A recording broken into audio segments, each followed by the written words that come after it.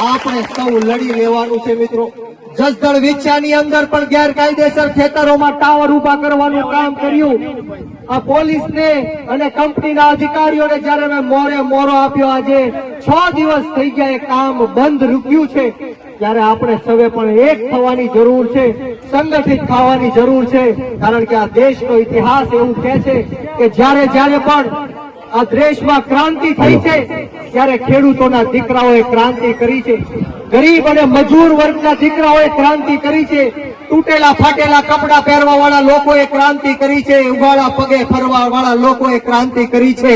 આ દેશની અંદર જ્યારે પણ ક્રાંતિ થઈ છે, આ દેશ માટે જ્યારે પણ લડવાની જરૂર પડી છે, ત્યારે કોઈ ઉદ્યોગપતિનો કે પૈસા વાળાનો દીકરો નહોતો આવ્યો। આ દેશને જરૂર પડી